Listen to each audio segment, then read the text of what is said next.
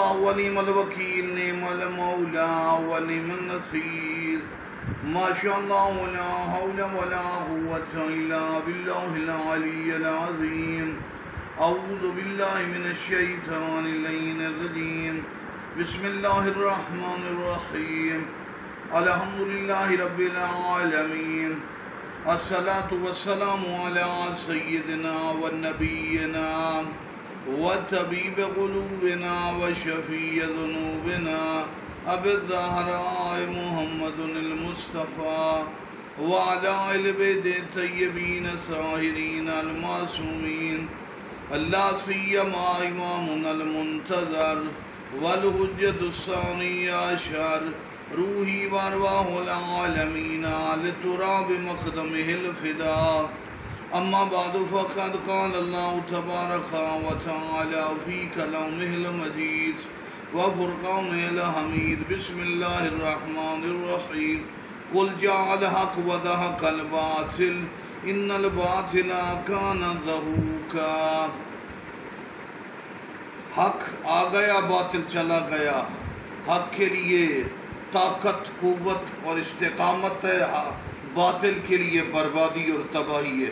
وقتی طور پر جھاگ کی طرح باطل نظر تو آتا ہے پھر غائب ہو جاتا ہے، حق ہمیشہ موجود رہتا ہے۔ امام زمانہ علامت حق ہیں، اور وہ حق کی علامت جن کا قصیدہ قرآن نے پڑھا، امام وہ حق ہیں جو ہماری رہنمائی کرتے ہیں۔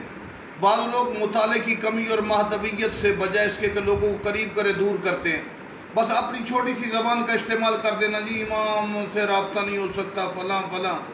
کتاب الغیبت میں شیخ طوسی اور کمال الدین میں سرکار شیخ صدوق علیہ الرحمہ نے واضح طور پر بیان کیا کہ حجت دوراں امام زمانہ سے علماء کے لیے 80 توقیات، توقیع ہوتی ہے جو خاص امام کی تحریر ہے جس میں امام حکم صادر کرتے، 80 توقیات۔ ان لوگوں کا اب ہم کیا علاج کریں جو کہیں کہ رابطہ نہیں ہو سکتا؟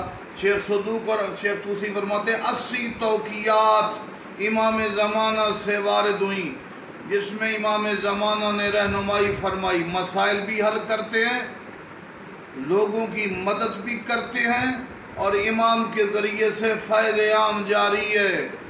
جیسے بہاء الانوار میں بادلوں کے پیچھے سورج روشنی پہنچاتا ہے، غیبت کے اوٹ میں پیچھے امام زمانہ کا، اور اپنے خاص معتمدین بالخصوص سید ابو الحسن اصفہانی سے فرمایا اپنی چوکھٹ کو کھلا رکھو، جو آئیں ان کے مسائل حل کرو، میں مدد کروں گا تمہاری۔